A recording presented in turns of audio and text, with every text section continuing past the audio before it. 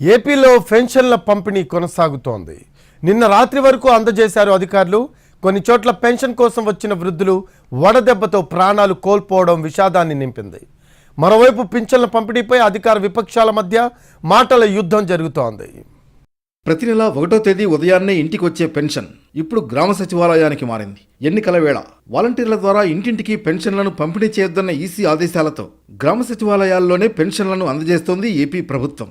Pension తీసుకునేందుకు గ్రామ సచివాలయాలకు queue కట్టారు లబ్ధిదారులు. పెన్షన్ల కోసం మొత్తం 1951 కోట్లను ప్రభుత్వం అందుబాటులో ఉంచింది. ప్రస్తుతం 13,669 సచివాలయాల్లో పెన్షన్ల పంపిణీ జరిగింది. ఇవాళ మరో 1,300 సచివాలయాల్లో ఇస్తారు. ఏపీలో మొత్తం 60 లక్షల మందికి పైగా పెన్షనర్లుండగా తొలి రోజు 25,66,000 మంది లబ్ధిదారులకు పింఛన్లు అందించారు. చాలా చోట్ల సచివాలయాలకు సకాలంలో నగదు అందలేదు. బ్యాంకుల నుంచి డబ్బు విత్డ్రా చేసుకుని వచ్చేసరికే ఆలస్యమైంది. కొన్ని చోట్ల సంబంధిత యాప్ పనిచేయలేదు. అక్కడక్కడ ఐరిస్, థంబ్ మ్యాచ్ కాకపోవడంతో కాస్త ఇబ్బందులు ఎదురయ్యాయి.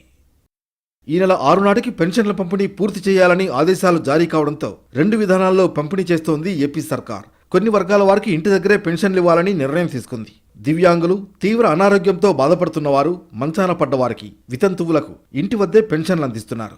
మిగిలిన వారు గ్రామ, వార్డు సచివాలయాల దగ్గరకు వచ్చి తీసుకుంటున్నారు. ప్రతి నెల మొదటి రోజునే తెల్లవారే కల్లా పెన్షన్ తీసుకునే వృద్ధులు ఇప్పుడు పడరాని కష్టాలు పడుతున్నారు. పలు జిల్లాల్లో పెన్షన్ తీసుకునేందుకు వచ్చి ఎండదెబ్బతో ప్రాణాలు కోల్పోయారు. పలు జిల్లాల్లో ఎండదెబ్బ తాకి 4 వృద్ధులు మృతి చెందడం తీవ్ర విషాదాన్ని నింపింది.